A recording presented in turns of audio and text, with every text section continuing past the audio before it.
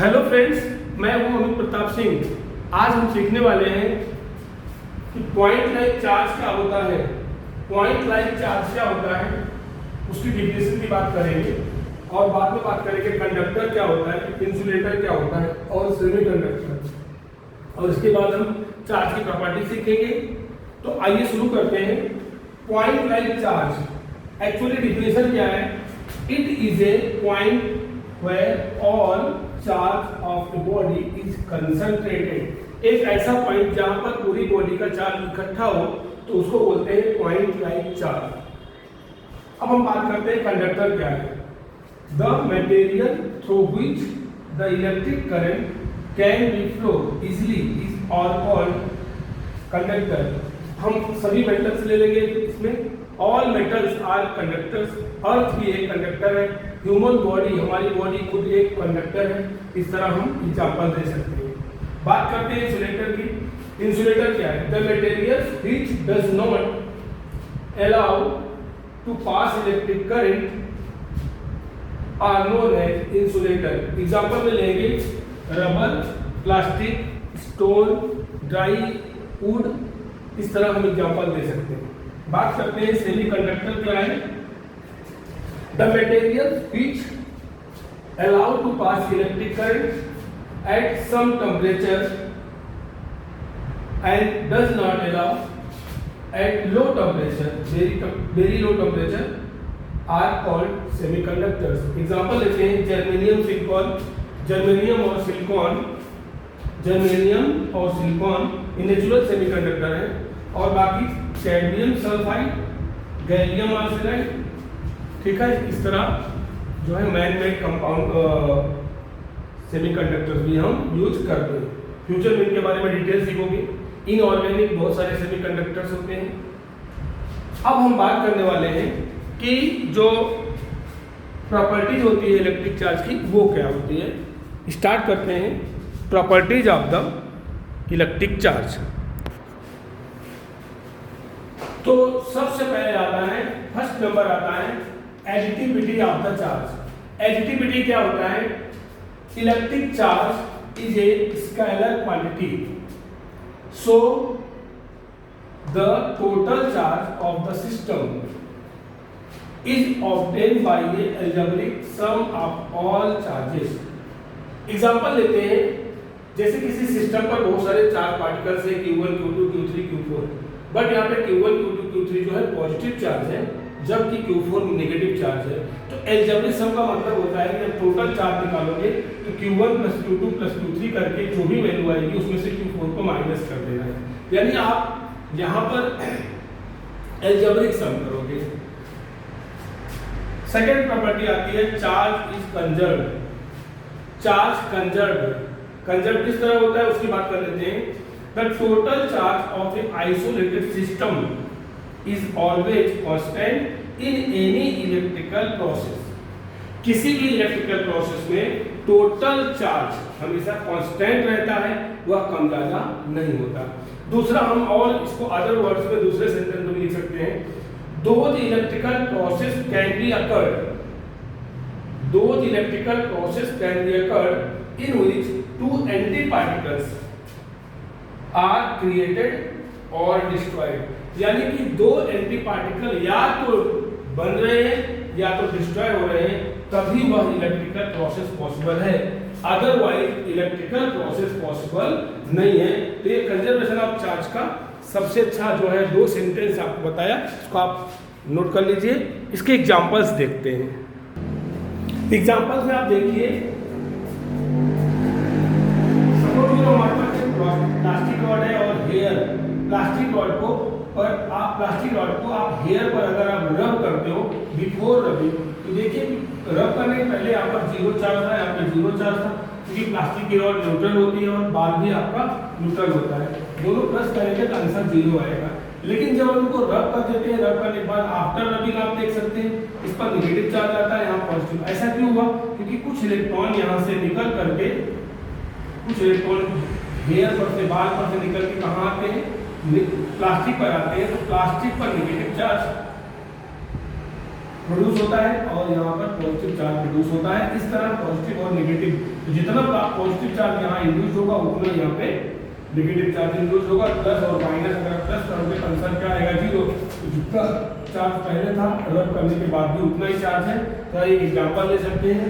दूसरा एग्जांपल और हमने लिया हुआ है कि गामा रे जब किसी बंद पेटी के अंदर, किसी एक बॉक्स के अंदर जब गामा रे एंटर करती है जहाँ पे वैक्यूम होगा, तो गामा रे फोटोन से बनता है। किससे बनता है? फोटोन से। यह फोटोन एक न्यूट्रल पार्टिकल है, कोई चार्ज नहीं होता। लेकिन जब फोटोन अंदर आता है, यानी कि गामा रे जब अंदर आती है बॉक्स के अंदर, तो वहाँ पर वह 2 एंटी पार्टिकल्स, एक पॉजिट्रॉन और एक इलेक्ट्रॉन बनते हैं। तो फोटोन पर कोई चार्ज नहीं था और यहाँ पर देखिए बॉक्स के अंदर E plus E minus total charge अगर हम करेंगे तो यहाँ भी 0 आएगा। देख सकते हैं यहाँ पर इलेक्ट्रिकल प्रोसेस के बिफोर 0 चार्ज, इलेक्ट्रिकल प्रोसेस के आफ्टर भी 0 चार्ज है।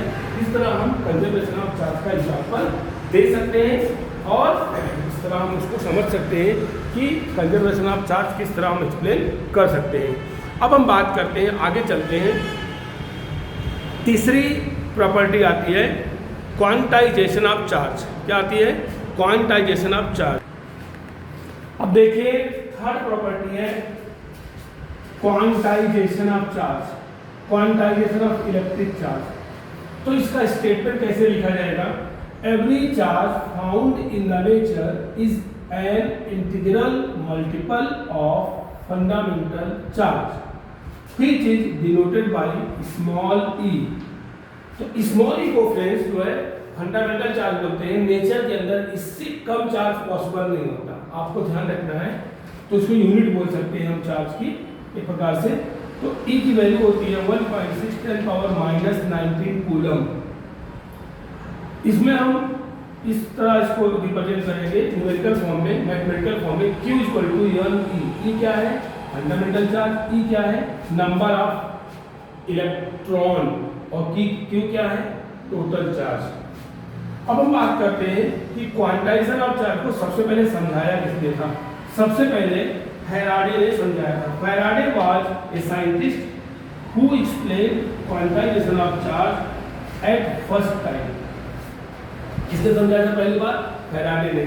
और दूसरा एक्सपेरिमेंटली डिमॉन्स्ट्रेटेड इन 1912 में 1912 में मिल्टन ने इसको डिमॉन्स्ट्रेट किया था, यानी लैब में एक्सपेरिमेंटली क्वांटाइजेशन ऑफ चार्ज को शो किया था। लेकिन आपको बता दूं मैं, आज तक किसी भी साइंटिस्ट ने पूरी तरह सेटिस्फैक्शन के साथ क्वांटाइजेशन ऑफ चार्ज को समझाया नहीं है।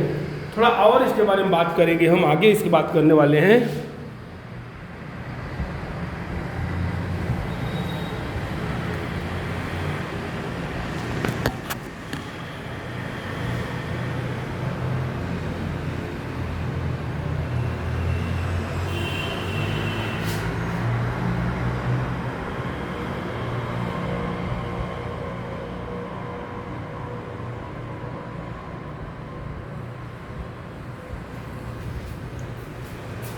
It was proved that now proton and neutron are not fundamental particles.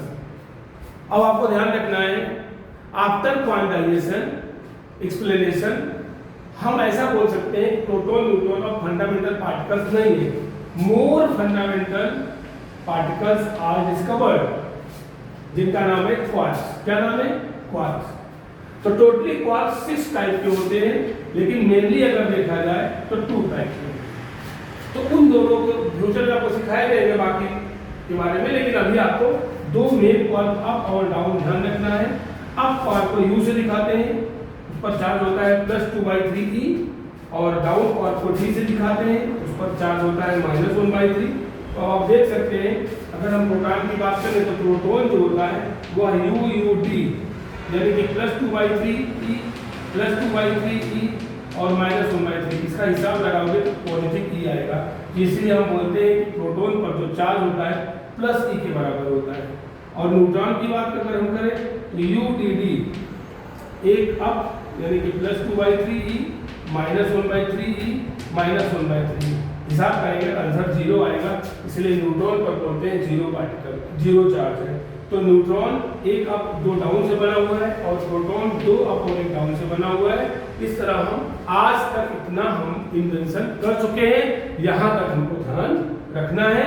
और क्वांटाइजेशन ऑफ चार्ज ये भी बोलता है कि एटम के अंदर मोर देन 100 पार्टिकल्स होते हैं, जैसे कि ग्लूऑन, मेसॉन, ठीक है ना, ऐसे बहुत सारे पार्टिकल्स के नाम रखे जा चुके हैं और फ्यूचर में इस पर अभी डिस्कवर करना बाकी है, जो आपको फ्यूचर में सिखाया जाएगा जब आप आगे की पढ़ाई करोगे। धन्यवाद, जय हिंद, जय भारत। इसके बाद हम पढ़ने वाले हैं कूलम्ब्स लॉ, जो कि हम नेक्स्ट वीडियो में आपको समझाएंगे। तब तक के लिए जय हिंद, जय भारत।